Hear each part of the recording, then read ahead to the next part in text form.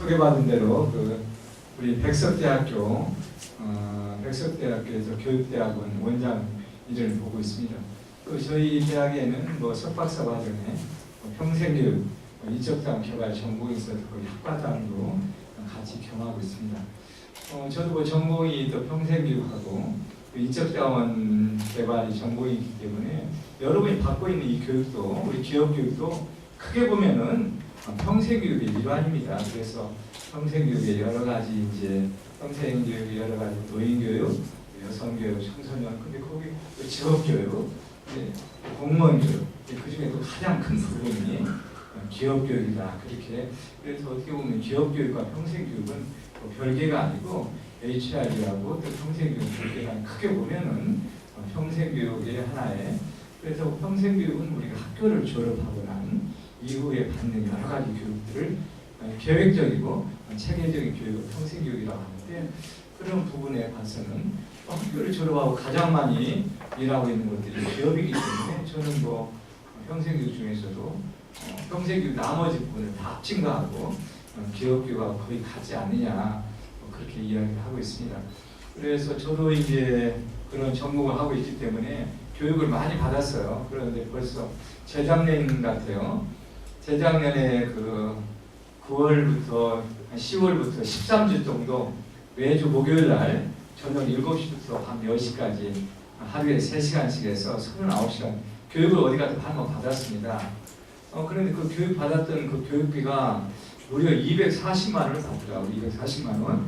근데 교수라고 해서 70만 원 깎아줘가지고 170만 원 주고 교육을 받았는데 170만 원 주고 교육 받았던 것 중에서 생각나는 게 이거 딱 하나 생각납니다. 그래 이거 하나 제가 240만 원, 170만 원 주고 받은 것 중에 생각나는 것은 이거 딱 하나 생각나기 때문에 제가 그걸 우리 선생님들에게 좀 아낌없이 드리려고 합니다. 이거 하나 배우면 얼마짜리 배우신 거예요? 얼마짜리? 240만 원짜리. 한번 제가 여기 오셨으니까 오늘 한번 해보겠습니다. 한번 오른손을 들고 저도 가끔 우리 학생들하고 합니다. 오른손을 들고 옆에 있는 최선을 해주고 오른손을 들고 옆에 있는 파트너하고 손을 부딪히면서 오잘 한번 해보겠어요. 오잘은 뭐예요? 오늘도 잘해봅시다. 오잘입니다. 오늘도 잘해봅시다. 다음에 왼손은 뭐야? 오사. 오늘도 사랑합시다. 오늘도 사랑합시다. 다음에 마지막으로 양손을 부딪히면서 오수. 오늘도 수고했습니다. 오늘도 수고했습니다. 이 세 가지가 뭐예요? 얼마짜리예요? 240만 원. 이거 레벨 1이고 레벨 2까지 오늘 하겠어요. 저는 항상 레벨 2가 있습니다. 레벨 2는 그냥 부딪히지 않고 손을 한번 하면서 오잘, 오늘도 오사, 오수. 자, 레벨 2까지 한번 해보겠습니다. 이어서 원래 처음 한번 하시고 다음에 레벨 2까지 이어서 한번 하겠습니다. 오늘도 잘해봅시다. 오늘도 사랑합시다. 오늘도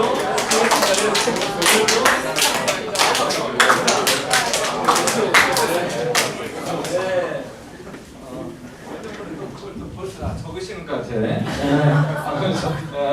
그렇습니다. 그래서 항상 오늘 저도 지금은 대학에 있습니다만은 저도 원래 기업에 오래 있었습니다. 기업에 연소이라고 하는 곳에 있어서 사실 이 HRD 포럼은 200몇 회인가 된 것 같아요. 제가 한 4년 정도 초창기에 한 1회부터 한 40회 정도까지 이 포럼을 그 다음에 코디네이터라고 있었는데 그것도 제가 운영을 하다가 지금 학교에 가서 있고 학생들을 가르치고 있고 또 공부를 하면서 이 HRD 포럼에는 애정이 있어서 자주 나와서 보고 있습니다. 그 HRD 코리아 그런 행사들도 같이 초창기에 엄결한 대표를 만들었던 그러한 기억이 있습니다. 그래서 이제 사내 강사 그런 이야기를 많이 하죠. 요즘에는 이제 사실 또 강사란 말보다는 교수자다 그런 말 많이 합니다. 그래 강사라고 하면 꼭 강의식 교육만 하는 것처럼 보이기 때문에 요즘에는 가르치는 사람은 교수자, 배우는 사람은 학습자 그렇게 러너다 이렇게 이야기를 합니다. 그렇지만 우리한테도 익숙해진 용어가 강사이기 때문에 이제 사내 강사다 그러한 말씀을 드려봅니다. 사내 강사 중심의 인재 육성 방안 이건 뭐 주로 이제 여기 썼던 교재, 뭐 제가 썼던 책인데 실전 명강 교수법, NCS 기반 교수법이라는 게 있어요. 이제 기업에는 아직 뭐 NCS라는 것을 이제 많이 도용을 하지 않고 채용할 때 많이 쓰고 있죠. 그렇지만 지금 대학에서 특히 전문 대학에서는 NCS 기반 교수법이 NCS 기반으로 교육과정을 많이 바꿨는데 여기 일종의 교수법입니다. 그래서 기업교육은 제가 2006년도가 썼던 것 같아요. 거의. 근데 지금은 많이 바뀌어서 새로 좀 고정 개정판을 내려고 합니다. 그 기업교육 실무 그런 걸 해서 주로 여기서는 이제 사내 강사할 때는 실전 명강 교수법, NCS 기반 교수법, 또 기업교육론의 기업교육 실제 그런 부분들을 좀 참고도 하고 제가 또 생각했던 것들을 저도 뭐 사내 강사를 했었습니다만 그런 것들 보면서 같이 한번 정리도 한번 해보고 생각 한번 해봤으면 좋겠습니다. 그래서 주로 이러한 내용들, 의의, 또 필요성, 문제점, 사내강사 육성 방법. 그럼 우리 이제 선생님들이 주로 교육 담당자로 이야기할 수가 있는데 교육 담당이 아니라 사내 강사의 어떤 육성, 자기 개발 그런 부분들 가지고 같이 한번 생각을 해보도록 하겠습니다. 그렇죠. 이제 우리가 사내 강사다. 기업에서 사내 강사는 원래 또 강의만 하는 게 아니라 자기의 직무를 가지고 있으면서 또 필요한 교육들을 하는 사람들 주로 우리가 사내 강사라고 하죠. 내가 영업을 하면서 또 영업을 하면서 영업 부서장을 하면서 또 영업에 대해서 우리 직원들에게 가르치고 또 세무도 하면서 가르치는 그런 분들이 전문 교수들이 아니라 주로 원래 잘 있고 가르치는 사람들을 또 이제 사내 강사다. 또 큰 기업 연수원들은 교수요원이라고 하죠. 그분도 넓은 의미에서는 사내 강사라고 할 수 있겠습니다. 그래서 이건 뭐 다 아시는 거겠지만은 우리가 교육을 나누면은 이렇게 두 개로 나눌 수가 있습니다. 하나는 일반 현지 교육 훈련이다. 이것은 다른 기업이나 산업으로 직장을 옮기더라도 그대로 이용할 수 있는 지식과 기술을 습득하는 거다. 그래서 이것은 꼭 하나의 기업만 필요한 게 아니라 여기서 하더라도 다른 회사로 가서 다른 기관에 가서도 활용할 수 있는 지식들 그런 것들 일반 현지 교육으로 하는 예를 들어서 어학 능력이나 컴퓨터 능력 이런 것들이 이제 우리가 주로 회사에서 말하면 주로 계층별 교육이 많이 되겠어요. 계층별 신입사원이 받는 어떠한 교육들 신입사원 위에 올라가 받는 어떠한 그 주임 교육, 초급관자 그런 것들은 실제로 보면 어떤 매니지먼트에 대한 원리이기 때문에 리더십 이것도 일반 현직 교육에 들어갈 수 있다고 봅니다. 그런 것들이 있고 또 하나는 특수 현직 교육이다. 그렇게 분류를 해볼 수가 있겠습니다. 특수 현직 교육은 즉 이것을 공용적으로 쓸 수 있는 게 아니라 그 기업에서만 사용할 수 있는 그러한 교육들이 있단 말이에요.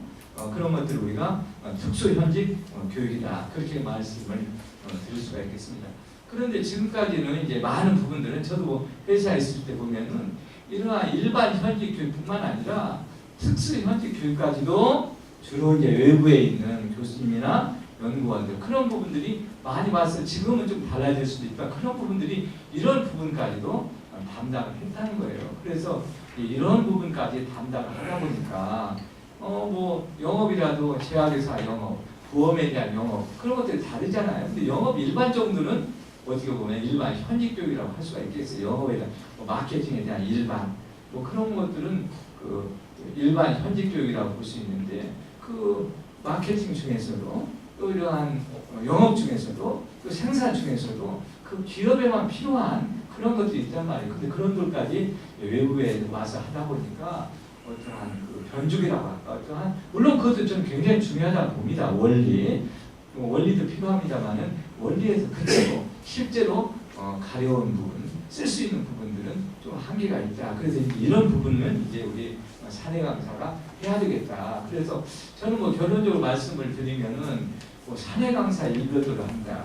그것도 뭐 좋지 않다고 봅니다. 우리가 뭐 그런 이야기를 하죠. 뭐 돈을 좀 교육비를 좀 절감하기 위해서 사내 강사로만 한다.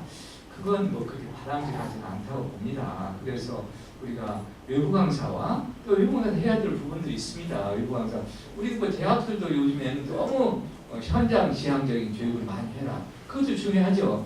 그렇지만 또 대학에서 가르치는 것은 또 기업에서 가르치는 일반적인 것도 가르쳐야 되는데 그런 것까지 다 무시하고 대학을 완전히 직업교육으로 100% 아까 NCS까지 하는 거 그런 거를 바꿔라.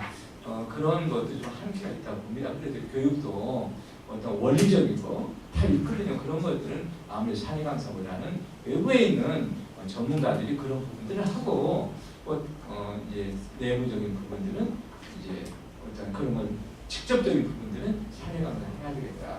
또 그 돈으로 난 봐서는 경비적인 면을 봐서 전부 사내 강사 일반적으로 해야 되겠다. 그건 좀 그렇게 찬성할 수가 없다고 봅니다. 왜 그래요? 우리가 관리자 교육을 예를 들어 과장교 교육을 요즘 집합 교육이 많이 없어지고 있습니다만은 관리자 교육을 20명을 한다고 하면 20명이 이틀을 한다. 예를 들어 30시간 교육을 한다. 그럼 30시간에 대한 기회비용이 굉장히 많은데 그 사람들이 와서 정말 업무 수행 능력이 높아져야 되는데 거기에 들어가는 단순히 교육비만 절감하기 위해서 그 절대적인 시간을 한다. 그것은 덜 효과적이지 않겠는가. 그 사람이 들어와서 우리 관리자들이 또 우리 교육생들이 연수원에 들어와서 50명이 50시간을 한다. 그럼 50명이 30시간이 나오는 게 1500시간입니까? 그럼 1500시간에 대한 기회비용이 얼마나 크겠어요? 근데 교육 효과가 중요하지 단순히 경비 전략적인 측면에서 전부 다 사내 강사한다.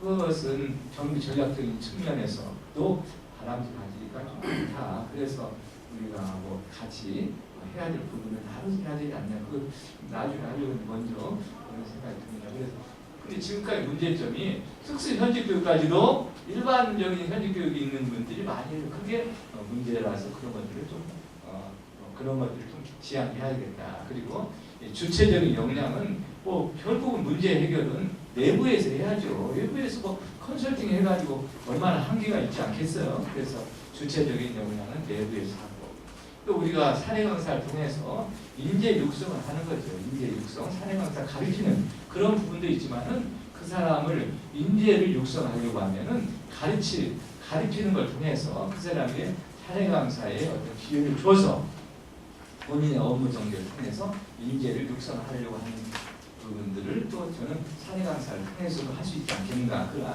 생각이 듭니다. 그래서 가장 많이 배우는 것이 뭐예요? 가장 많이 배우는 것은 가르치는 것을 가장 많이 배웁니다. 그래서 여기 계신 분들은 대부분 교육 담당자지만은 그런 교육 담당자의 주 일은 프로그램을 개발하고 운영하고 평가하는 거지만은 전부 기회가 되면 조금씩은 담당 과목들 해보는 것도 의미가 있다고 봅니다. 그래서 실제로 육성을 가르치는 사내 강사 기회를 주어서 해볼 수 있는 것도 봅니다. 들은 것은 잊어버리고 해보는 것은 기억하고 가르치는 것이 가장 많이 기억에 남는다.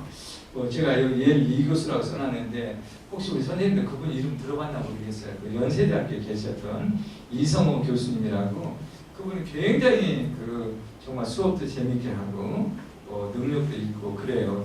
연세 부총장까지 하셨던 교육학부 부총장 그분이 실제로 그런 말을 하셔요. 이성호 지금 평생교육 쪽에서는 지금 많이 하고 있습니다.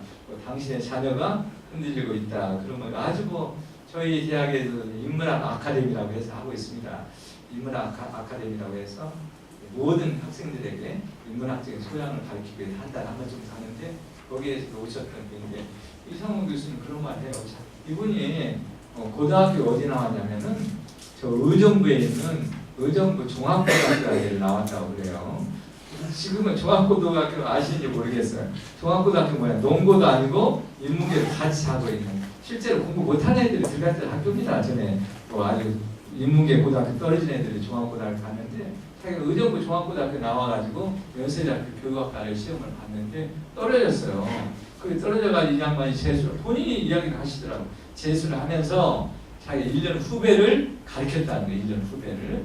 그러니까 주위에서 그랬대. 저 녀석 말이야, 대학 떨어졌는데 시간도 많다고 막 언제 지금 후배 가르쳐가지고, 저 녀석 분명히 재수에 또 떨어질 거라 그랬는데 실제로 그 양반이 재수를 해서 수석으로 이제 문과대학을 수석으로 들어왔어요. 본인이 그러더라고. 자기가 가장 많이 공부했던 게 정말 그 후배를 가르치면서 정리해서 자기는 들어왔다. 뭐 저도 그 이야기를 오래전에 들어서 저도 좀 그랬던 것 같아요. 옛날 일본어 있어요. 일본어 나가노마 일본어라고 이제 지금 많이 바뀌었습니다. 저도 회사 다닐 때 일본어를 그 당시에 일본어 강사가 와서 사내교육을 가르쳤죠. 그래서 저 6개월 동안 그걸 배우고 나가노마 투가 있어요. 지금 박성원 일본어라는 책이 있는데 그래서 제가 박성원 일본어를 1년 배웠죠. 1년 배우고 다음에 또 기초과정을 하겠대. 그래서 누가 할 거냐 그래서 제가 한다고 그랬어요. 그래서 공부하면서 그 가르치는 교육생한테 좀 미안한 면도 있지만은 그런데 교육은 또 그렇게 하면 사실은 안 됩니다. 교육생이 몰모트도 아니고 그렇게 하면 안 됩니다만은 실력은 그때 많이 늘었던 것 같아요. 지금은 막 흔들어 다 없어졌습니다만은 그래서 그런 것들을 통해서도 우리가 경비 절감 등 그런 것들도 의미가 있을 걸 봅니다. 그래서 또 관리자죠, 관리자. 그래서 관리자의 기본적인 업무가 부하를 육성하는 거죠. 부하를 육성하려고 하면은 가르치는 기능이 있어야 되겠다. 그래서 저는 관리자의 인사 국가에는 부하 육성 결과를 포함시켜야 된다고 봐요. 관리자가 우리는 그 성과를 통해서 그 인사 국가를 하지만은 기업은 고인 컨선 아닙니까? 없어지는 것도 아니고 계속 가야 하기 때문에 관리자의 인사국가 항목에 부하를 얼마만큼 유능하게 육성시켰느냐 그런 것도 중요한 부분에 들어가야 된다는 건데 그런 부하 육성을 하려고 하면 결국은 가르치는 기능을 해야 된다는 거예요. 그래서 저도 기업에 있을 때 관리자 교육에는 가르치는 기능, 부하 육성 방법을 항상 넣었어요. 그래서 리더십도 넣고 커뮤니케이션, 의사결정 그런 과정에도 넣었지만은 관리자 교육은 부하를 어떻게 가르치고 육성하느냐 그런 것을 꼭 넣어서 그런 것들을 그래서 꼭 사내 강사뿐만 아니라 관리자들도 그런 걸 통해서 육성하고 회사의 분위기를 만들어야 되겠다 그러한 생각들을 해봅니다. 물론 이제 사내 강사 제도를 통해서 학습 문화가 구축이 되죠. 그래서 학습 동아리 그런 것들이 이제 사례도 나옵니다만은 그런 가르치고 배우는 그런 것들이 있고 또 인간은 실제로 인간은 공부하는 걸 싫어하는 게 아니라 인간은 가르치고 배우는 것이 본능 중에 하나라는 거예요. 인간은 잘하면은 인간은 인간은 가르치고 배우는 것이 본능 중에 하나다. 왜 그래요? 인간은 다른 동물에 비해서 미완성의 존재로 태어났다는 거예요. 다른 동물은 태어날 때 90%가 완성돼서 태어나고 10%가 미완성으로 태어나지만은 우리 인간은 90%가 미완성, 10%가 완성돼서 태어났다는 거예요.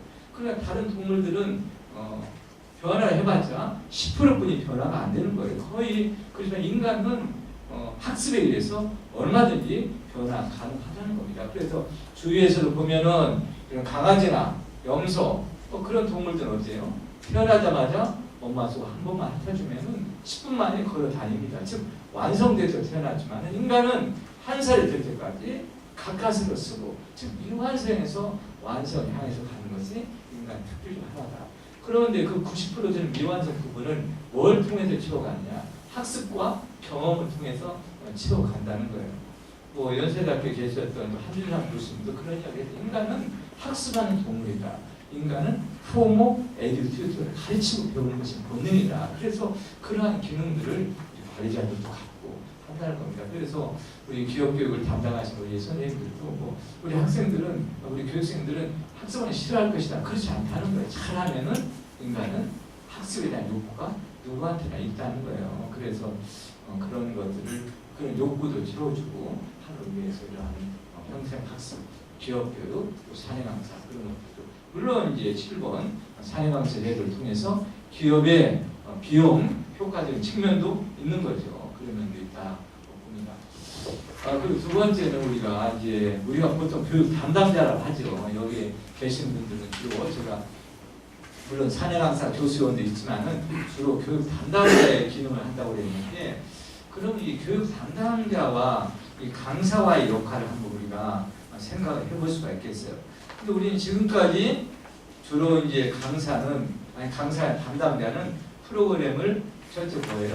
개발하고 또 프로그램을 운영하고 프로그램 평가하고 주로 이런 것들이 이제 기본적인 임무였죠. 우리가 프로그램 개발하고 그럼 강의는 또 강사위원이 있어서 외부 강사가 오든 내부 강사가 오든 그런 분이 했었는데 저는 뭐 그게 물론 기본적인 업무입니다만 거기에 플러스해서 일종의 교수의 역할을 우리 프로그램 개발자들도 좀 해야 되지 않냐. 그냥 전문 강사는 아니지만은 우리 그 교육 담당자들도 해야 되겠다 봅니다. 이건 선생님들이 평생교육사라고 하는 걸 들어봤나 모르겠어요. 혹시 들어보셨어요? 평생교육사? 들어보셨습니까? 우리 평생교육법에 보면은 평생교육사라고 있어요. 또 우리 선생님 인력개발사인가? 인력개발사도 있죠. 그 민간 자격증이고 이 평생교육사는 국가 자격증입니다. 그래서 이제 앞으로 이 평생교육법에 의해서는 모든 평생교육기관에서는 평생교육사를 둬야 된다. 뭐 그렇게 나왔는데, 그래 주로 이제 우리 교육 담당자 역할입니다. 그런데 주로 이런 평생교육 기관에서 프로그램을 개발하고 운영하고 평가하는 사람들이죠. 평생교육 법이 있어요. 근데 저도 이제 평생교육사 이 법을 만들 때 과제를 했었는데, 전에는 평생교육사 역할을 교육 담당 역할만 줬어요. 프로그램을 개발하고 운영하고 평가를 했는데 1999년도에 우리나라 평생교육법이 바뀌어지면서 평생교육사의 4대 업무를 지금 교수자의 업무를 하나 집어 넣습니다. 그래서 전문 강사는 아니지만은 평생교육사들이 우리 교육 담당자들이 1차차 영업사원 교육, 신입사원 교육, 관리학 교육들을 프로그램을 많이 보고 운영도 하고 평가를 하지만은 일부 과목은 수업을 해야 되겠다. 그래서 지금 법에 보면은 평생교육사의 업무는 교수자의 업무가 들어가 있습니다. 그래서 이런 것들도 한번 저는 또 ASTD도 보면은 외국 우리 자료뿐만 아니라 외국 자료도 보면은 HR의 역할 중에 하나가 가르치는 기능이 들어가 있어요. 뭐 저도 뭐 교육에 한 15년 뭐 교육 담당 신입사원 때부터 들어가서 나중에 뭐 연수과장 연수 그런 거 다 하고 왔습니다. 저도 이제 저는 이런 얘기를 몰랐는데 뭐 하나 더 과목들을 맡아서 내가 맡고 있는 과목 중에서 운영도 하고 진행도 하지만은 했던 거 지금도 그 가르치면서 프로그램에서 운영하고 평가하면서 느꼈지 못했던 그러한 뭐 보람이라고 할까 그런 것도 저는 느꼈던 것 같아요. 그래서 이제 학교 회사마다 제도가 다르고 분위기가 다를지 모르지만 그런 것들도 그게 뭐 강사의 업무를 뭐 침범하는 게 아니라 원래 그런 역할이 있다는 거고 또 대내 문제 해결자, 대외 협력자 그런 분들이고 그래서 이제 이러한 기업에서 사내 강사 역할은 보험과도 같은 미래의 상황이고 사내 강사 활동은 조직에 있는 문화, 기술, 가치를 재생산하는 매개체다. 또 경영 철학을 정리하고 조직 요구를 조율하는 소통의 가구 역할하고 고효율 저비용의 자원으로서 존재한다. 그래서 요즘에 이제 논문들도 그런 논문들이 좀 많이 나오고 있어요. 이런 사내 강사의 본질이 뭔가 그런 걸 저도 논문을 같이 지도를 했습니다만 이번은 또 기업 사내 강사에서 사내 강사들이 강의 경험에 대해서 그 본질이 뭔가 그런 걸로 뭐 저도 심사를 같이 했었습니다. 이런 것들이 나온 박사과정 그 학생들도 주로 강사에 대해서 강의를 왜 하는가, 강의를 하는 그 본질이 뭔가, 그 우리가 질적 뭐 공부하시면 알겠지만 질적 연구에서 이제 현상학적 연구라는 게 있는데 하나는 그 음악 강사들의 강의 본질이 뭔가, 또 평생교육 영역 중에서 시민교육이 있는데 시민교육 강사들이 왜 하는가, 또 문화교육 강사들이 있는데 그런 사람들은 어떤 계기로 강의하게 되는 그런 강의 돈만 받기 위해서 강의를 하는가, 뭐 그런 것들에 대해서 이제 양적 연구를 통계를 이용해서 하는 거지만 질적 연구는 이제 질문을 통해서 하고 이런 요즘에 계속 이것도 이제 거기서 나왔던 그런 것들 아주 정리를 해봤습니다. 그렇죠. 여기서 ASTD, 우리 요즘 ATD라고 요즘에 AS를 없앴는데 아메리칸 소셜네트를 빼고 ATD 미국에 있는 산업교육 학회죠. 우리나라도 산업교육 학회가 있습니다만 거기에서도 보면은 교육 담당자들의 전문 역량이 뭔가, 교수 설계자 우리가 기본적으로 말하는 프로그램 개발. 근데 그런 것뿐만 아니라 교육 훈련을 전달하는 이런 것들이 또 이러한 교육 담당자의 역할로 나오고 있습니다. 그래서 또 HR 필 학교에서도 그런 것들이 나오고 있습니다. AST 이제 여기서 보면은 여기 보면은 이제 여러 가지 트레이닝 훈련 어떻게 델리버리 하는 전달하느냐. 그래서 이런 거 전달하기 위해서는 우리가 말하는 교수법들이 많이 나오고 있죠. 그래서 학습에 대한 환경을 조성하고 어떤 트레이닝에 대한 여러 도구들을 준비하고 목표를 세우고 이런 것들이 그러니까 한번 이 선생님 담당자들도 이런 부분까지도 같이 한번 생각을 해볼 수가 있겠다고 봅니다. 뭐 사내 강사와 직접 관련된 아까 말한 ATD에서 사내 강사 직접 관련 역할들을 보면은 학습 환경에 대한 그 환경 관리하고 준비를 하고 교육 목표를 세우고 또 교육 내용과 교육 목적과 학습자의 요구를 일치하고 신뢰를 구축하고 이런 것들은 주로 HRD 거기에서 말한 HRD 역할들을 보면 HRD 역할을 뭔가 그것을 정리해 놓은 걸 보면은 주로 이런 것들은 주로 강사에 대한 그리고 사내 강사에 대한 그런 역할들이 들어가 있다, 롤이 들어가 있다 그런 말씀을 드려봅니다. 그래서 사내 강사는 가르치는 교수자이면서 기업의 당면한 과제를 명확히 이해하고 이게 또 기업 교육의 특징이죠. 다른 평생교육과 달리 기업의 당면한 과제를 명확히 이해하고 교육을 통해 달성해야 될 목표를 명확히 전달하는 역할을 수행하고 있다. 또 계획된 학습을 디자인하면서 효율성을 기하고 효과적인 전달을 줄 수 있도록 질문하고 학습자의 사고를 돕고 관심과 참여를 촉진하는 길자리의 역할들을 하고 있다. 그렇게 우리가 그런 거 한번 보겠습니다. 그러면은 우리나라에 있는 기업교육이 어떻게 흐름이 왔는가, 또 사내 강사와 어떠한 연관이 있는가 그런 것들을 한번 제가 나름대로 한번 정리를 해봤습니다. 우리 선생님들이 지금 있는 이러한 또 우정공무원 교육원 또 여러 가지 기업체 공무원들이 주로 우리나라에서는 70, 80년도에 이제 거의 기업교육이 시작했다고 봅니다. 근데 처음에 시작했을 때는 뭘 했습니까? 주로 짜집기 교육이라고 했어요. 짜집기 교육은 그냥 뭐 주로 합숙 교육을 많이 했지만은 2박 3일 또 3박 4일 하면은 하나의 강사가 그냥 2시간씩 와서 어떤 유명 강사, 뭐 퍼레이드 그런 식으로 했어요. 저도 처음에 교육 시작할 때 그렇게 했었습니다. 그러니까 그렇게 하니까 일단은 그렇게 하니까 굉장히 담당자들도 힘들었을 것 같아요. 한 명이 와서 그냥 2시간씩 그럼 그 당시에 또 차가 없으니까 다 배차를 해줬어요. 배차. 그래서 연속 기사는 좀 두세 대가 가서 왔다 갔다 하고 배차를 하는 이유가 그때는 주로 누가 했어요?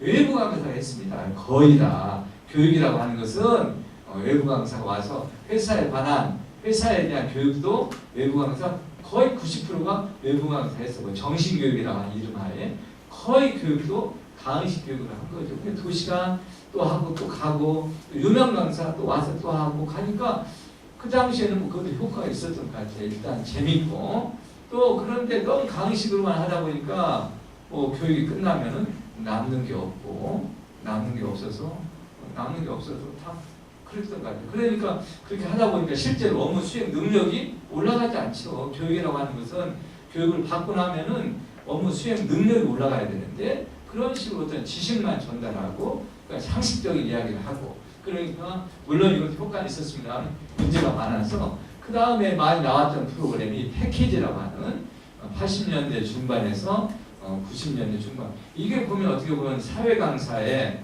어떤 황금기라고 할 수가 있었던 것 같아요. 여기는 이제 패키지라는 뭡니까? MTP 이거 관리자고 훈련인데 매니지먼트 트레이닝 프로그램 관리자 훈련 TWI 트레인 위드 인더스트리 이렇게 BMTP 베이직한 매니지먼트 프로그램이다. WSTC 워크맨십 트레이닝 코스 뭐 이건 생산직 교육입니다. OLTC 오피스 레이디 트레이닝 코스 여사원 교육. 그래서 이건 뭐냐면은 그 교육 과정을 그 회사에서 짠 게 아니라 어떤 그 교육공학자들이 프로그램 개발자들이 관리자한테 필요한 교육이 뭔가 그것을 가지고 프로그램을 개발을 했습니다. 그래서 MTP 프로그램은 정말 지금도 난 봐도 굉장히 좋은 프로그램 같아요. 이거 40시간인데 이것은 교육 방법이 달랐습니다. 그 당시에 주로 교육 방법이 토론식 교육, 회의식 교육을 했던 것 같아요. 그래서 주로 월요일 날 들어와서 금요일까지 나간 거예요. 이제 40시간 월요일, 월화수목금해서 관리자들이 월요일 날 들어와서 이제 금요일까지 나가는 MTP 프로그램입니다. 이건 관리자의 기본 과정이죠. 부하를 어떻게 지도하고 명령 어떻게 내리고 다음에 서로 조정 어떻게 하고 그런 것들 부하 육성 뭐 그런 것들에 대한 것들을 했는데 이것은 주로 이제 거의 처음에 외부 강사였죠. 이건 주로 양성 과정을 통한 내부 강사들이 주로 했어요. 또 외부 강사들도 물론 많이 했죠. 그래서 지금은 외부 강사들이 이 교육 양이 이때보다는 적은 것 같아요. 지금은 많이 뭐 특강 뭐 4시간 했는데 이때는 한 강사가 와서 40시간 하니까 저도 뭐 그 당시에 강의할 때는 한 달에 한 200시간 했었던 것 같아요. 200시간 많이 할 때는 200시간이 가능합니다. 아까 말한 일주일에 40시간씩 해서 4주면 160시간 또 나머지 뭐 토요일까지 해서 많이 했던 강사들은 200시간 했으니까 그 강사들이 굉장히 수입이 많고 또 200시간이 가능했던 이유가 입만 가지고 했던 게 아니라 토론식 교육을 가지고 했어요. 그래서 강사는 10분 수업하고 50분 휴식했어요. 50분 휴식 시켜놓고 본인들은 나가고 근데 실제로는 그렇게 하면 안 되죠. 토의식 교육도 요즘에는 우리 뭐 토의식 교육 시켜놓고 워크숍 시켜놓고 뭐 강사들 밖에 나가서 뭐 핸드폰하고 담배 피고 오는데 그러면 안 됩니다. 실제로 더 어려운 건데 그 당시에는 그렇게 해서 이렇게 시키고 토의를 시키고 토의 끝나면 정리하고 그런 식으로 그래서 MTP가 40시간인데 원래 미국하고 일본에 나왔던 프로그램인데 그것을 가리킨 여기 사내 강사가 있죠. 그걸 가리킨 사내 강사는 10배를 배웠어요. 그러니까 40시간을 간다면 400시간 교육을 받은 겁니다. 저도 그 당시에 기업에 있으면서 그 설악산에 가서 아주 한 달간 MTP 강사 양성 과정을 배웠어요. 그래서 그걸 가지고 뭐 거기는 또 토의식 교육이니까 인원이 많지는 않았어요.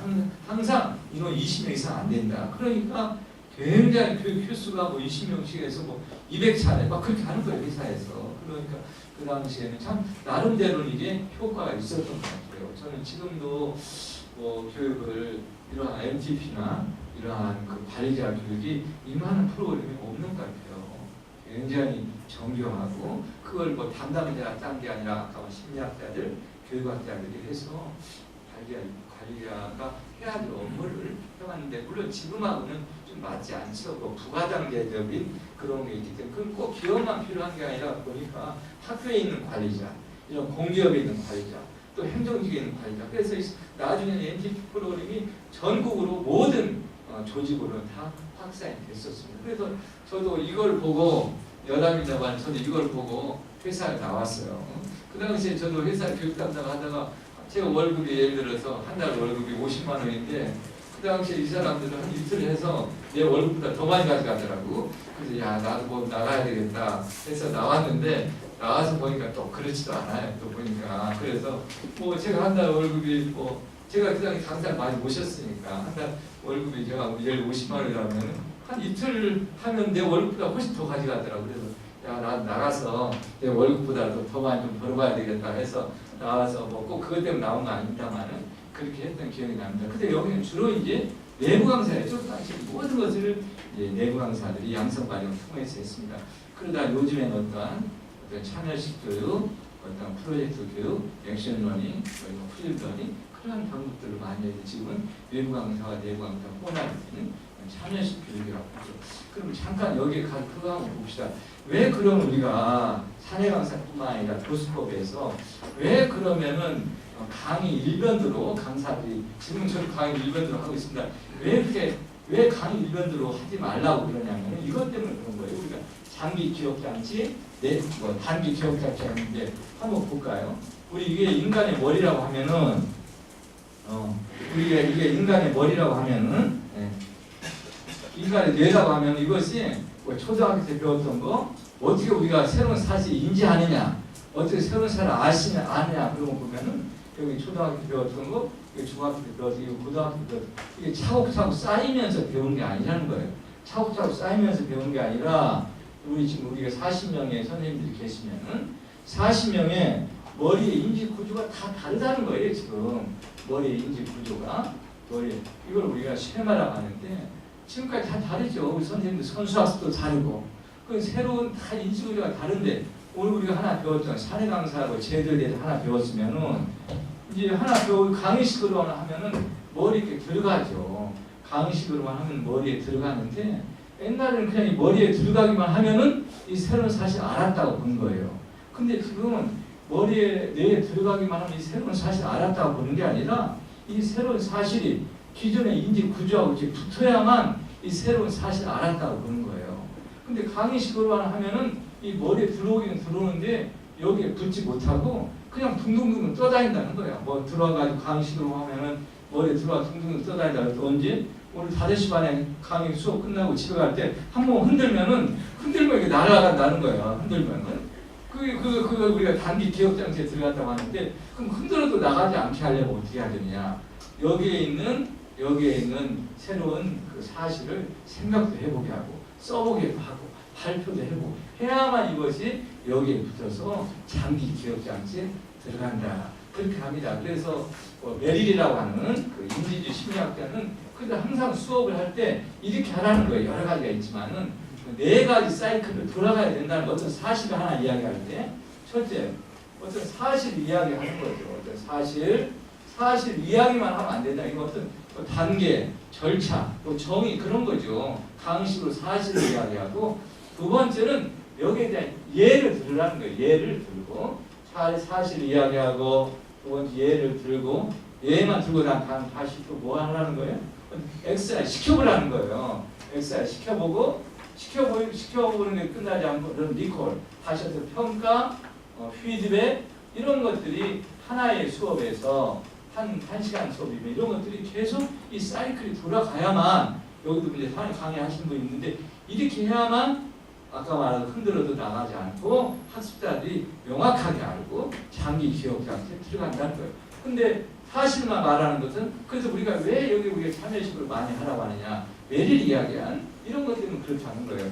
사실만 이야기하지 않고 예를 들고 사례를 들고 특히 성인 교육은 사례를 많이 들어야 돼요. 왜 그래요? 성인들은 이런 인지 구조가 많기 때문에 이런 사례를 들고 또 하나 시켜보라는 거예요. 한번 시켜봐서 학습 목표를 어떻게 세우느냐 설명만 하지 말고 시켜보고 난 다음에 평가하고 다시 회상하도록 하고 물론 이제 내용마다 예가 없는 것도 있죠. 그럼 예가 없는 것은 넘어가지만 가능하면은 이렇게 사내 강사들도 마찬가지고 교수들도 마찬가지고 이렇게 4가지 사이클을 해야만 단기 기억 장치에 들어가지 않고 장기 기억 장치에 들어간다. 그러니까 뭐 예를 내가 이야기하는 사실 거기 관련된 예를 만들어 봐야만 이것이 여기에 붙는다는 걸 또 시켜보고 그래서 이제 요즘에 말하는 뭐 참여식 교육 이게 다 프로젝트 교육, 액션 러닝, 셀프 티브 다 참여식 교육이죠. 그래서 그러한 이야기를 했습니다. 그래서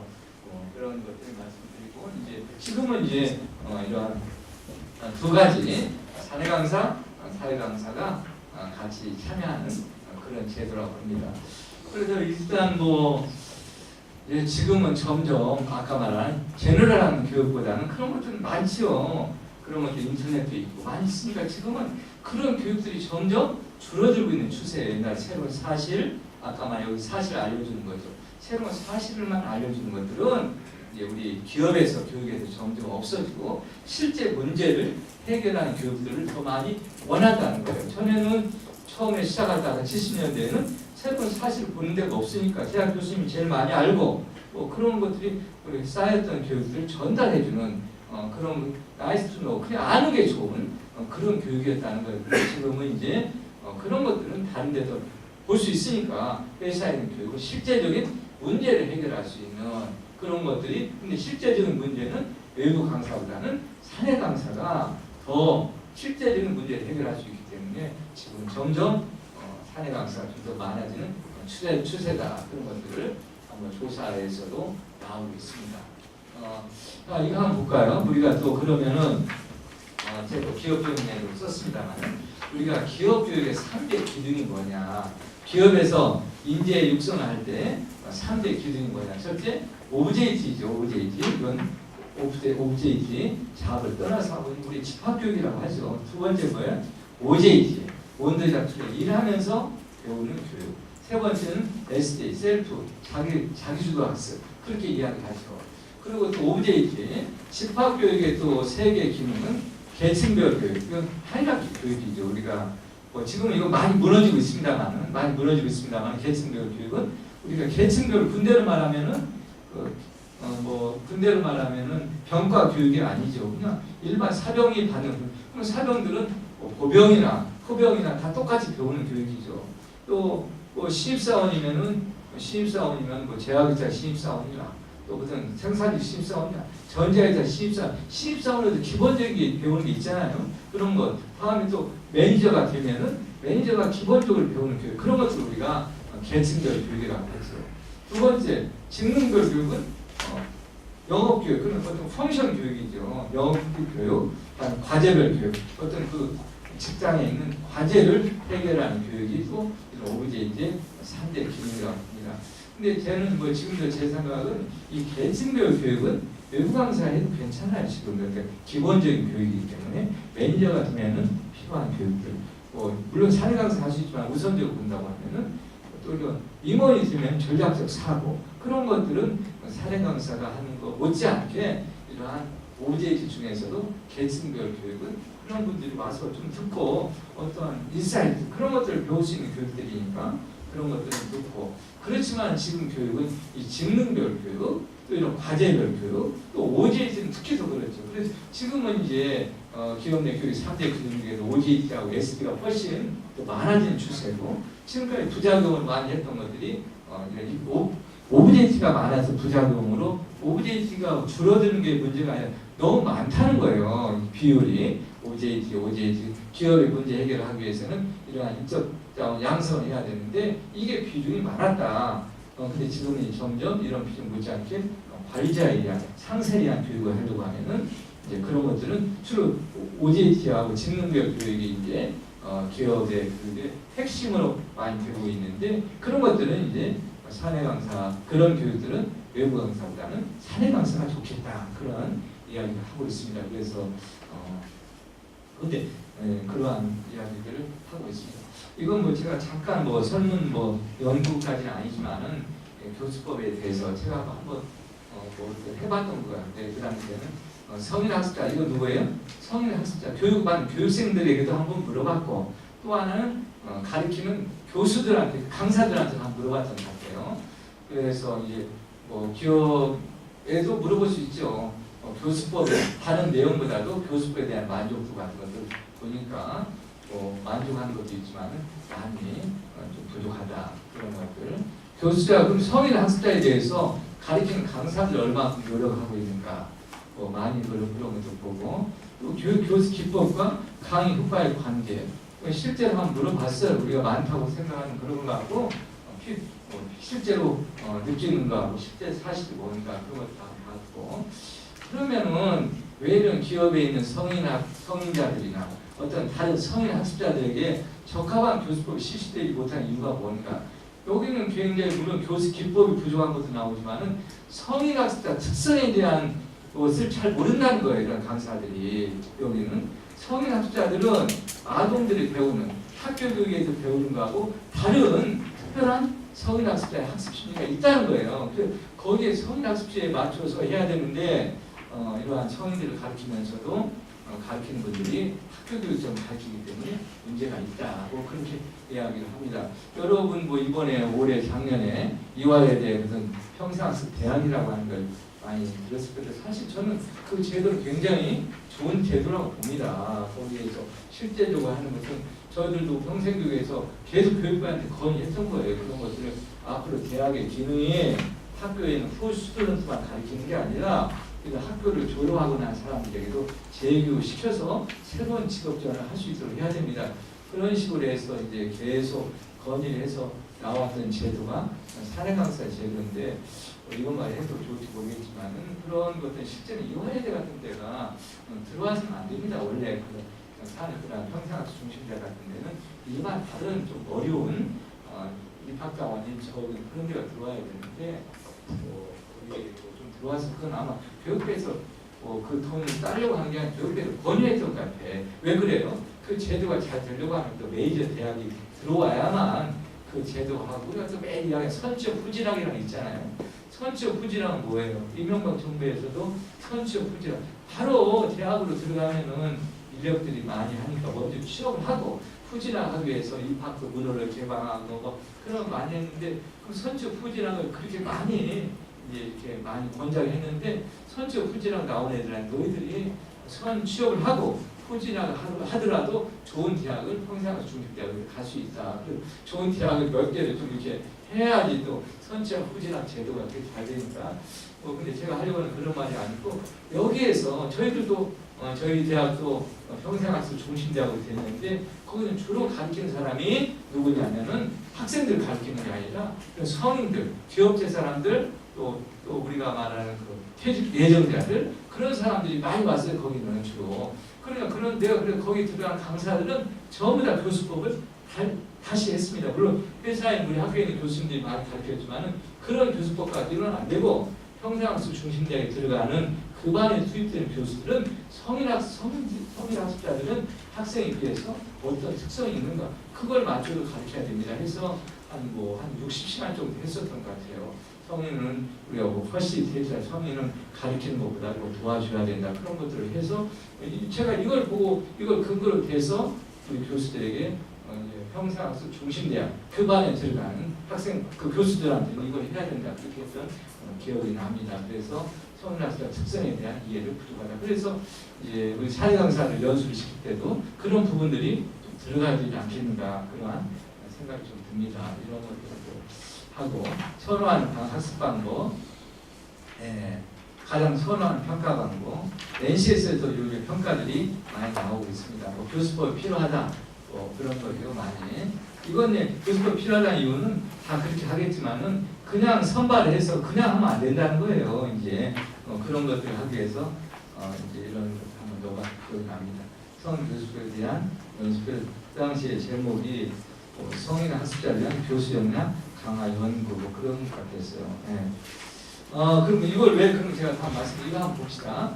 그러면 이제 우리 선생님들은 언제 지금까지 교육을 그렇게 많이 받았을 건데 언제 수업이 제일 재미가 없습니까?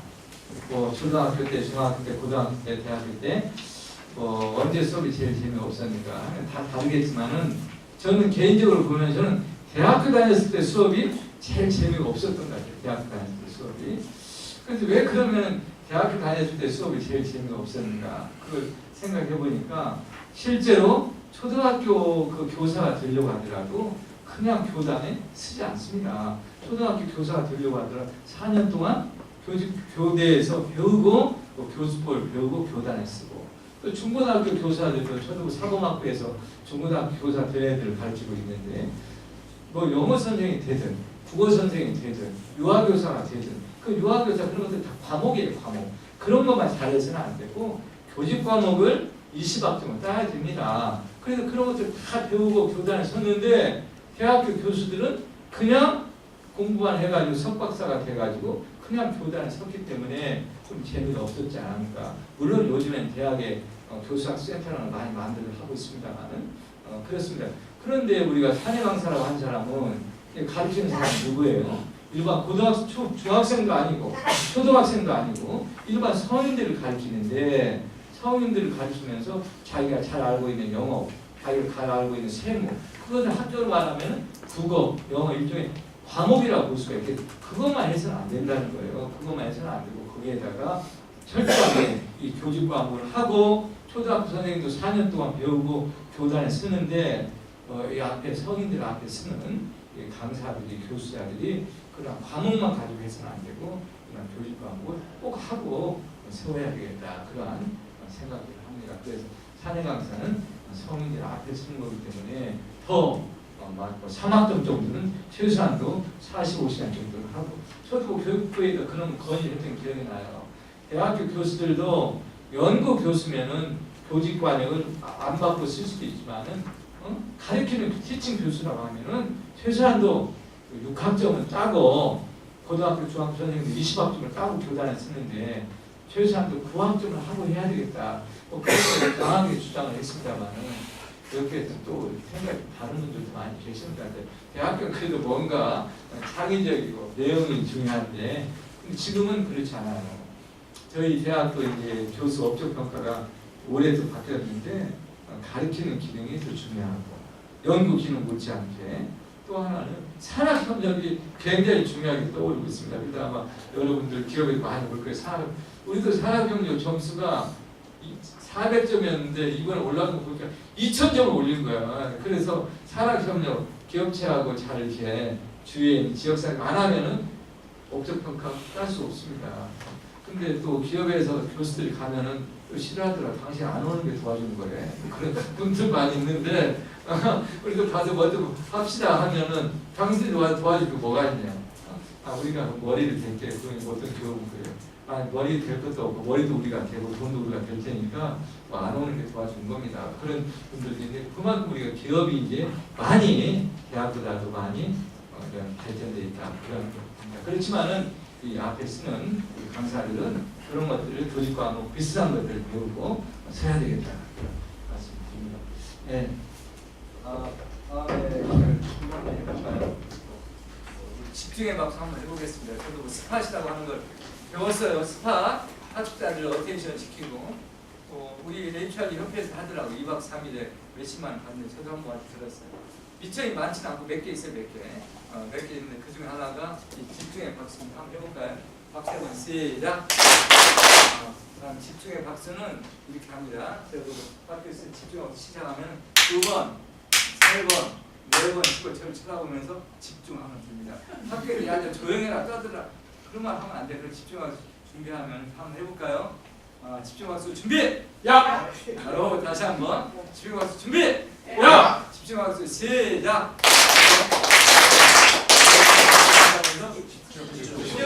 저분은 또 야라고 하는데 야가 아니라 집중해 집중. 다시 한번 시작! 집중! 프랙티스가 중요합니다. 아까 말했던 연습. 자, 시작! 집중! 그리고 나왔으니까 하나 비천 하나 더 해볼게요. 수명박수라는 게 있어요. 수명박수. 수명박수는 뭐예요? 10초 안에 치는 박수의 숫자가 선생님들의 남은 수명입니다. 10초 안에 몇 번 치면은 50번 치면 몇 년 남은 거예요? 50년. 자, 제가 10초 숫자를 셀게요. 자, 수명박수 준비하고 큰소리 한번 해보겠습니다. 자, 수명박수 준비! 야! 준비하시고 시작!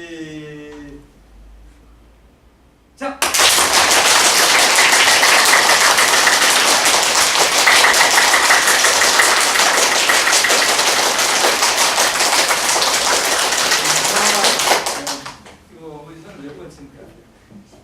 60번? 몇 년 남은 거예요? 60년! 선생님은? 37번? 욕심이 좀 없으신 것 같아요. 다시 한번 이것도 역시 10초 안에 주었다 폈다 하는 숫자가 남은 수명입니다. 자, 주었다 폈다 준비! 야! 준비하시고 시작!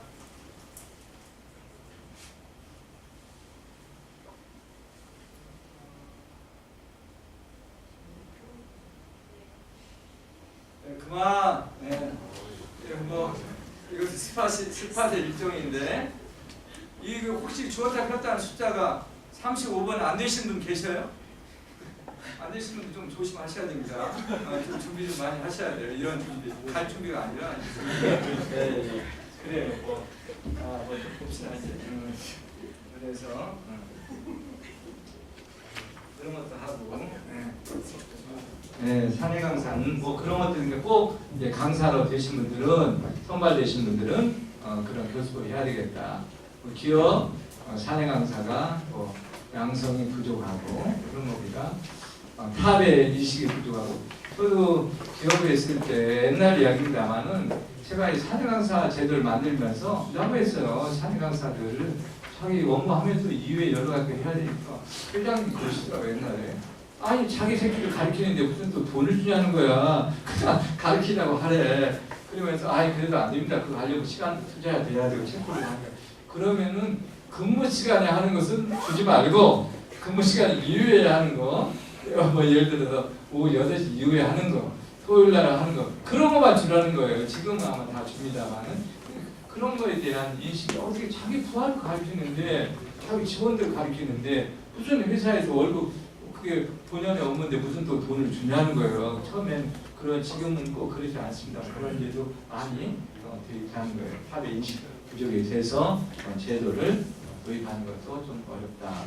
교육 사내 강사는 전문성이 부족하다는 거죠. 그래서 제가 이걸 왜 사내 강사를 우리가 임명을 해서 와서 수업 좀 하세요 하면은 잘 안 하려고 하는 사람들도 많죠. 이제 임명을 하려고 하면 근데 안 하려고 하는 이유가 물론 시간이 바빠서도 그렇지만은 본인 자신감이 실제로 그 내면적인 조사해 보니까 본질에 대한 걸 본들 그런 자신감이 부족해서 기법에 대한 자신감이 없어서 안 하려고 하는 사람도 많습니다. 뭐 말로는 표면적인 이유는 바빠서 내가 안 하려고 한다. 그렇지만은 그런 것들 좀 충분히 프랙티스 시켜서 이렇게 무대에 세워야 되겠습니다. 예. 장점 그렇죠. 일단 내용이 뭐 내용 전문가 뭐 어떤 사내 강사가 좋은 교수 사내 강사예요. 뭐니 일단은 어떤 수학 선생님이 가장 좋은 수학 선생님입니까? 일단 수학에 대해서 제일 잘 알아야 됩니다. 그래서 우리가 주로 사내 강사들은 SM이라고 하죠. 내용 전문가. 일단은 내용에 대해서 가르치려고 하는 그 교과목에 대해서 가장 잘 알는 뭐 시간 많이 남는 사람이 아니라 그런 사람을 선정해야 되죠. 단점은 아까 말한 내용은 잘 알지만은 그러한 프로그램 개발 방법이 부족하기 때문에 이런 부분들을 이제 중점적으로 보완을 해줘야 된다고 합니다. 그래서 저는 이런 쪽에 지금 많이 하고 있습니다. 이런 쪽도 이제 우리 직접 기업 교육은 아닙니다만 또 지금은 평생교육에서 교육을 굉장히 많이 하고 있어요. 이러한 도서관 그런 데도 지금은 제가 뭐 제도를 만들어 하고 있어요. 지금은 그러한 데서 오는 교수들도 풍선 암수, 종이접기, 그 다음에 독서 지도사 그런 사람들 지금까지 아무나 와서 강의를 했어요. 지금은 안 되겠다. 그런 분들도 내용은 잘 알지만은 이런 건 모르기 때문에 그런 것들 좀 해야만 우리가 그 기업 기관, 평생 기관 강사로 지방단체가 특히 요즘에 많이 하고 있는데 세워야 되겠다. 또 하나는 그 방과후 교사라고 하는 들어봤을지 모르겠어요. 저희 본교는 뭐 충남 천안에 있고 석박사 과정은 방배동에 있습니다만은 그 충남 교육감을 만났더니 그분도 그런 이야기를 해요. 방과후는 수업 끝나고 애들 초등학생들을 가르치는데 그 아무도 없죠. 교장도 없고 교감도 없고 그런데 여기 또 방과후 교사 많이 했지만은 그 교육감 하는 이야기가 그 선생님들 물론 잘하겠지만 저녁 와서 애들 때문에 뭐 할지 모르겠다는 거예요. 그러니까 그러한 사람들에 대해서 교육이란 뭐냐 또 교육이란 뭐냐 그러니까 스킬이 뭐냐 그런 것들을 수업을 좀 해달라고 패키지 프로그램을 짜서 좀 해달라고 해서 지금 하고 있습니다. 그래서 그럼 마찬가지로 사내 강사 그런 거하고는 차원이 다릅니다만 사내 강사도 그런 부분들을 해야 되겠다 그런 것들을 강하게 합니다. 네.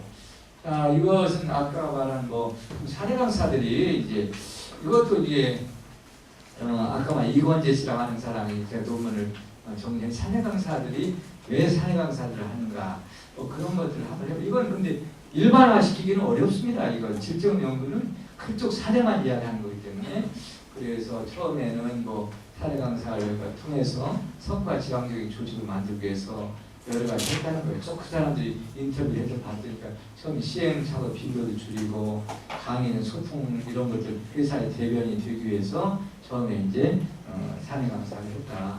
하다가 점점 하다 보니까 뭐 이런 것들이 이제 CEO의 대변인이 되고 내가 모범을 이제 나로부터 내가 모범을 보여주고 또 강사들에게 모범을 보여줘야겠다.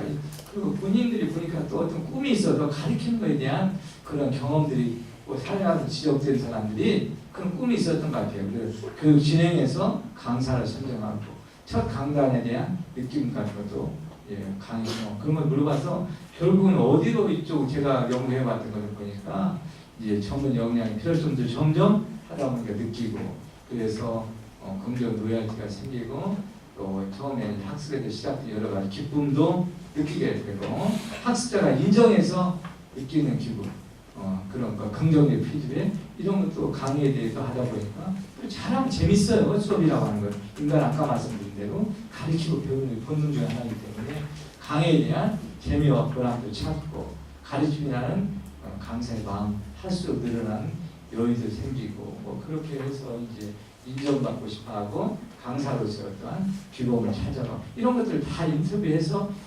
내용들을 정리를 해가지고 유목화를 한 겁니다. 그래서 인성교육도 되고 그래서 여기에 나왔던 강사들은 뭐 회사에 있는 강사들을 7명을 인터뷰해서 계속 1년 그 인터뷰해서 정리하고 했더니 거기에서는 깊이 나와서 본인이 처음에 잘못 좀 있지만은 그래서 강의라고 하면서 결국 자기도 발전이 되고 또 거기서 발전이 끝나는 게 아니라 다른 학습자에 대한 거기에서 보람을 좀 찾고 그런 것들 때문에 지금은 많이 하고 있다. 그런 내용도 나와서 잠깐 소개를 해줍니다.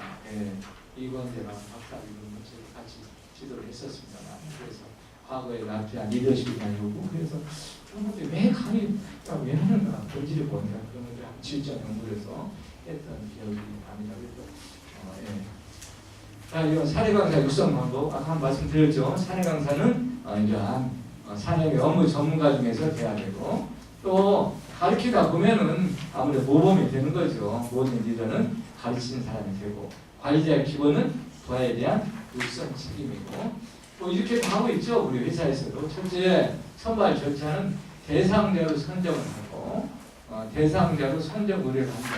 먼저 대상자 선정하기 전에 과목을 해야 되죠. 우리가 이번 전체 교육 체계를 보고 어떠한 그 내용 중에서 어떤 과목은 사내 강사를 대체할 것인가. 그러한 그 과목이 먼저 선정이 되면은 대상자를 선정은 어디예요? 우리 HR 부서에서 라인 부서로 하는 거죠.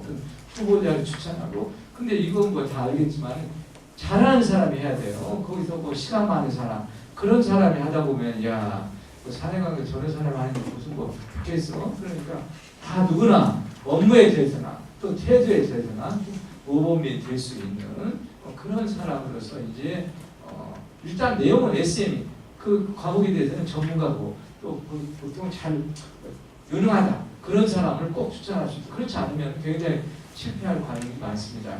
그리고 그런 것들 보고 우리 HR 부서에도 확정을 하고 또 선발을 이제 본인과 해당되는 선발을 하고 다음에는 이제 이걸 돌려야 되는 거죠. 교육관을 수료하고 임명증 자격증과 연계해서 사내 강사를 취득하고 임명을 하고 여기 이제 진행 프로세스 교과목을 선정하고 과목에 정확한 강사를 선발하고 양성 프로그램을 한 번만 하는 게 아니라 운영하고 필요한 지원 모니터링을 하고 필요한 내용 지원 필요한 다음에 양성 프로그램을 하고 하는 것들을 여러 가지 제도적으로 금전적으로 지원을 하고 또 하는 것들을 모니터링을 해보고 모니터링을 해서 강사는 피드백을 하고 다음에 하고 난 다음에는 필요한 내용을 지원하고 학습 동아리 이게 뭐 평생교육 개념을 가장 잘 나타내는 거예요. 한 번 우리가 오프라인에서 한 번만 하는 게 아니라 끝나고 난 다음에 계속 학습을 할 수 있도록 학습 동아리를 통해서 성장하고 학습 분위기를 만들고 운영하고 또 아마 이것도 많이 저도 몇 번 나갔습니다만은 이런 것들이 이제 강사 제도를 하기 위한 하나의 이벤트성은 될 것 같아요. 이거의 본질이 되면 아니지만은 강사 뭐 베스트 강사라 여기서 보니까 우리 뭐 천안에 있는 우정 공무원 교육원 오신 분 계셔요? 계시는데 거기서도 이렇게 항상 강사 컨테스트 나가잖아요. 제가 그 백석대학교 평생교육원에 있을 때 저희 학교 몇 번 왔었어요. 몇 번. 그분들이 와서 2개 나가더라고요. 연구 파트하고 강사 파트 나왔는데 제가 했던 분이 우리 평생에서 받았던 사람이 박동수 그분이 그 1등 했어요. 연구 1등 강사도 지금 기억이 나는데 저희가 1년 다녔습니다. 그렇게 이건 뭐냐면은 이제 물론 기업도 하죠. 이 현대에서 오신 분도 계시겠지만은 그 현대 그룹에서도 각사들이 이제 강사 컨테스트를 합니다. 각사별로 나와가지고 이제 현대에서 각사별로 나오고 그러면 각사별은 노래자랑 똑같죠. 각사별에서 예선을 통과한 사람이 마동리에 있는 영인 연수원에 와서 이제 최종 컨테스트를 해서 거기서 뽑고 그 당시에 뭐 1등 했던 사람 기억 중에 하나가 민원표라고 있었어요. 민원표. 나 그때 갔었는데 민원표라고 그 당시 현대 해상보험 연수원에 계시더라고. 그 당시 그 사람이 강의했던 제목 CS에 대해서 했는데 잘하더라고. 그렇게 하고 또 하나는 그런 것들도 한번 해보는 것도 괜찮겠어요. 강사 뭐 컨테스트 15분짜리 주로 모의강의 가는데 지금 국가에서는 다 그렇게 합니다. 국가공무원연수원이 중앙공무원 여기 계시는지 모르겠는데 중앙공무원연수원이 여기 실제로 과천 거기는 각 내무부 행정부 연수원, 교육부 연수원, 소방연수원, 경찰연수원 그런 데에서 다 예선을 통과한 사람들이 와서 거기 와서 본선을 합니다. 제가 본선 그 강사 선정할 때 제가 심사위원장을 했었어요. 했는데 아주 치열해요. 보통 7월 달에 본선을 했었는데 7월 달에 본선을 하면은 내년에 나올 사람들이 벌써 와서 봅니다. 그거를. 근데 두 가지입니다. 거기서는 뭐 심사하는 거 하나는 교환에 대한 심사죠. 교환에 대한 심사가 주로 30%. 다음에 뭐예요? 70%는 15분짜리 모의 강의에 대한 심사가 한 70%. 그래서 그 옆에 있는 그 소방공무원 있잖아요. 소방공무원. 거기 소방공무원이 또 소방공무원 중에서 강사 컨테스트를 합니다. 다 오시더라고. 중부연수원, 중부 소방공무원, 다음에 어디 뭐 호남 소방공무원, 소방대장 원장까지 다 오셔요. 와서 격려하는데 거기 가서 몇 번 심사도 하고 교환 어떻게 따는가 하고 구조공무원들 오늘 교수원 모아서 교환 어떻게 하는가 그 교수원들한테 했던 기억이 납니다. 그래서 그런 것들도 한번 이게 본질은 아니지만은 그렇게 한번 해서 어떤 분위기라고 할까 그런 걸 할 수 있는 강사, 우수 강사, 베스트 강사 선발해서 아주 뭐 시상도 하고 그 당시에 뭐 대통령상 받으면은 그 중앙공무원 교육은 굉장히 큰 상이 있을 거예요. 거기 뭐 두 가지 나들 하나 지금 저 강사, 우수 강사 선발 또 하나 우수 프로그램 연구 그렇게 했는데 그런 것들도 한번 선발해서 하는 강사들 중에서 저도 뭐 많이 했었어. 그렇게 된 사람들한테 매스컴도 좀 띄우고 또 강사도 시상도 하고 그렇게 하나의 뭐 동기부여적인 상관하고 이렇게 하다 보면 아무래도 지금까지 주로 제복 입은 사람들이 1등을 많이 했어. 그러니까 경찰, 뭐 소방 그런 사람들 아주 굉장히 열심히 합니다. 뭐 지금은 이제 옛날에는 뭐 굉장히 오버하는 사람들 1등을 많이 했는데 지금 오버보다는 실제로 성인한테 심리에서 하는 사람들이 지금은 이제 많이 되고 있어요. 네. 그런 것들도 하고 계시겠지만은 뭐 한번 해보시고. 네. 이것은 뭐 지금 하나 뭐 저번에 우리 HR 잡지에 있었던 것들에서 그 사례가 올해 이번 2월에 특집이 사례 강사라서 저도 거기에 대해서 소개를 안 했습니다만은 사례가 거기 또 나와 있어서 KT 사례를 한번 HR 잡지 2월호에 있습니다. 거기 보니까 여기 여러 가지 보상들이 여기는 특히 잘 되어 있는 것 같아요. KT에 오셨죠? 여기 오신 분도 아까 너무나 보이고 계시는데 거기서는 제도적 보상, 사내 강사 할 때 여러 가지 그 제도적으로 기본 과정 위촉할 때 기본 과정 수료자 20시간 하고 또 취득 축하금도 많이 주네요. 자기 취득을 하면은 20만 원, 또 전문가가 한 40만 원, 또 1년 강사를 1년에 몇 시간에서 유지를 하면은 또 보험 같아요. 또 10만 원 유지 또 주고 전문 강사 주고 또 최우수 강의한 아까 강사 컨테스트 이야기 같아요. 최우수 강의한 최우수 강사한테는 동기부여 100만 원 심사위원회가 선정해서 하고 또 강사료 1급은 6만 원, 2급은 5만 원, 3급은 4만 원 강사로 이렇게 지금 주고 있네요. 6만 원, 1급, 2급, 3급은 어떻게 정했나 모르겠지만 급수는 아닌가 직급인가 보죠. 1급, 2급, 3급, 4만 6만 원, 5만 원 이렇게 탄핵 강사를 주고 기존 마일리지 제도도 하고 있어서 올해 HRD 2월호에 나와 있어 한번 했습니다. 뭐 이런 것들을 이제 보상해주는 그런 것들이 한 것 같아요. 다음에 SK 프렌즈도 그 사례에 있어 나오는데 다음 시간 이걸 하시는 것 같아요. 이건 거기 좀 자세히 들으시고 이거 넘어가겠습니다. 여기도 지금 여기 캐럿, 당근, 영어 하고 계시던데 거기서 사례가 있어서 하나 소개를 좀 드립니다. 이것은 언제 뭐든 그러니까 교육을 꼭 직무교육뿐만 아니라 어떤 거든지 하는 것 같아요. 점심시간에 그냥 내가 강사로 선정을 내가 의뢰를 해서 등산하는 거 뭐 그런 것까지 어떤 거든지 지금까지 20여 명의 사내 직원들이 약 25회 걸쳐서 다양한 주제를 강의시간, 점심시간을 정해서 캐럿이라고 하는 것이 런치를 해서 점심시간에 와서 그냥 중독 이문화 꼭 기업에 대한 직무교육뿐만 아니라 여러 가지 듣고 상교학습이죠. 가르치고 배우는 시너거지. 그래서 너는 강사하고 나는 배운 사람이라 서로 상호 학습할 수 있는 그런 것들을 교수법을 해서 내용을 다 하는 거가 있는 것 같아요. 이것도 좋은 사례 같아요. 편안한데 수업도 하고 서로 듣고 교양에 대해서 우리가 4차 산업은 뭔가 듣고 그런 것들에 대해서 좀 사례가 있으면 잠깐 그게 합니다. 이런 것들이 이제 보통 이제 이건 그러니까 강사 과정을 할 때 한 번만 하지 말고 기본 과정 다음에 기본 과정 끝난 사람은 처음 할 때는 기본 과정 그 그 다음 기본과정에 한 사람도 심화과정. 심화과정 끝난 사람은 퍼시리테이터 과정. 퍼시리테이터라고 들어보셨을 거예요. 성인 학습자들 한번 해볼까요? 퍼시리테이터. 퍼시리테이터. 이거 우리가 번역하면 조력자. 조력자라고 합니다. 다른 사람이 학습하는 걸 도와주는 사람. 이건 제가 만든 건데 퍼시리테이터를 제가 번역을 뭘로 했냐면 저는 배도사로 번역을 했어요. 배도사. 우리 성인 학습자를 가르치는 사람 강사가 아니라 배도사다. 배도사가 뭐예요? 배움에 도움을 주는 사람들. 우리 사내 강사는 강사하고요. 배도사, 배움에 도움을 주는 사람들. 이름 괜찮아요? 한번 불러보세요. 정배도사, 조배도사. 근데 제가 카페에다 하나 만들었어요. 배도사라는 카페, 다음 카페 만들었는데 우리는 서로 배움에 도움을 주는 사람 자료도 많이 올려놓고 했는데 요즘에 신경을 안 쓰니까 너무 활성화 안 되고 폐쇄되는 것 같아요. 보니까. 그래서 이제 그러면 우리 배도사가 되기 위한 기법들이 뭐냐 그런 것도 이제 했었어요. 그래서 기본 과정은 뭐 있죠. 교환, 약성, 교사가 뭔가 이걸 바꾸는 심화 과정 하나하나씩 가르치는 심화 과정. 이거 끝난 사람은 아까 말한 배도사 과정, 퍼시리테이터 과정. 이 배도사가 되기 위해서는 세 가지 걸 해야 된다는 거. 첫째, 질문 기법, 패션 스킬. 두 번째는 뭐예요? 리스닝 스킬, 경청 스킬. 세 번째는 요약 스킬. 네 번째는 피드백 스킬. 이런 걸 통해서 어떻게 학습자들을 참여하실 것인가. 그래서 성인 교육의 정의는 가르치는 게 아니라 성인 학습자들이 성인이 아닌 그 어떻게 도와줄 거냐. 그래서 도움을 주는 거죠.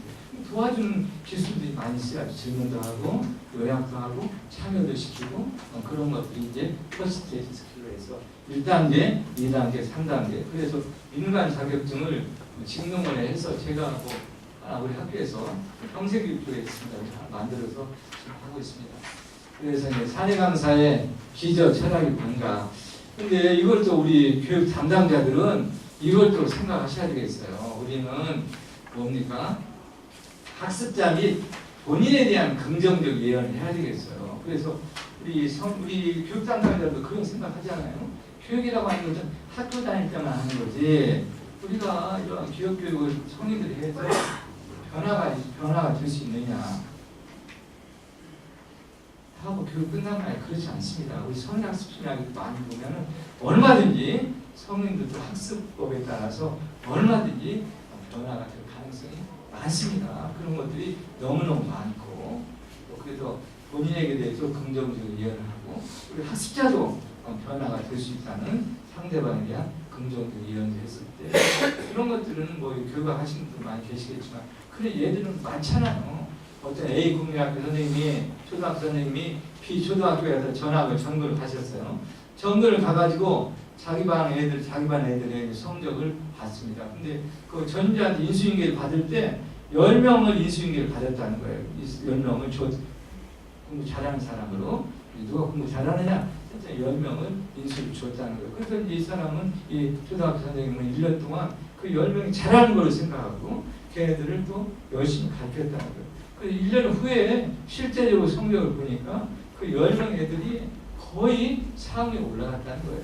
근데 뭐 놀라운 것은 그 10명 받았던 애들이 원래 우수한 애들이 아니라 랜덤, 무작위로 왔던 것들을 받았는 애들인데 그걸 자기가 굉장히 우수한 애구나. 그렇게 생각해서 그렇게 됐다는 이런 실화들은 너무너무 많습니다. 사례들은. 확실히 좀 그것도 맞는 것 같아요. 저도 학교에서 수업을 합니다만 학교 수업할 때 어떤 원인에 의해서인지 모르지만 이 녀석은 좀 공부를 잘한다고 못한다고 생각했어요. 실제 근데 걔는 못하는 애가 아니에요. 근데 내가 이 녀석은 굉장히 못한다. 그렇게 생각하면 걔한테 질문을 하나 던지죠. 뭐 지금 얘한테 한번 대답해봐라. 근데 걔는 못하는 애가 아니니까 대답을 잘할 거 아니에요? 그러면 걔가 대답을 잘하면은 내가 속을 어떻게 생각해? 이 녀석 오늘 웬일이지? 개발에 땀났나? 그러면서 옆에 있는 애한테 혼내는 거야. 야, 누가 너 얘 가르쳐줬어? 그러면 얘한테는 좀 더 어려운 거 가르치지. 2 더하기 3은 5 대답하면은 28 곱하기 7. 그럼 얘가 못할 거 아니에요? 그럼 이 녀석 역시 당연히 못하는구나. 그렇게 하는 거예요. 그러니까 얘는 선생님하고 눈길 마주치지 않으려고 합니다. 항상 얘는 실제까지 하니까, 못하니까. 그러니까 얘는 항상 어디에 앉아? 제일 뒷자리에 앉아요. 뒷자리에 앉는데 걔 앞에 누가 있어? 항상 머리카락이 그 앞에 있어요. 그 뒤에서 숨어 있는 그런 것들이 많고, 또 이제 실제 얘는 잘하는 애가 아닌데 잘하는 애를 인식을 하면은 걔는 잘하지 않으니까 틀릴 거 아니에요? 그러면 이 녀석은 웬일이야? 그러다가 뭐 또 약간 쉬운 문제 내면 걔가 맞출 거 아니에요? 그럼 역시 넌 맞추는 거야. 그런 것들이 굉장히 사실 많아요. 그러니까 우리는 가능하면 본인에게 대해서도 하고, 뭐 성인에 의해서도 여기 제가 뭐 유동성 지능, 결정성 지능을 했는데 유동성 지능은 뭐예요? 나이가 먹으면은 떨어지는 능력이에요. 나이가 먹으면 주로 뭐 기억력이죠. 근데 인간의 학습 능력은 유동성 지능만 있는 게 아니라 결정성 지능이 있다는 거다. 지혜, 크리스탈도 그런 결정되어 있다. 그런 것들은 잘하면은 나이가 먹어도 얼마든지 학습 능력이 있다는 거예요. 그러니까 성인들은 유동성 지능에 근거한 학습보다는 결정성 지능에 근거한 학습, 아까 말한 대로 그러니까 사실도 이야기하고 특히 성인들 사례를 많이 들고 이렇게 하면 얼마든지 들 가능성이 있다. 뭐 그러한 이야기를 성인 학습 이야기를 합니다. 유동성 지능, 결정성 지능. 그래서 우리는 우리 교육 담당자 사회 강사부에 휴먼웨어를 개발하는 사람에 대한 자부심이 좀 있어야 되겠습니다.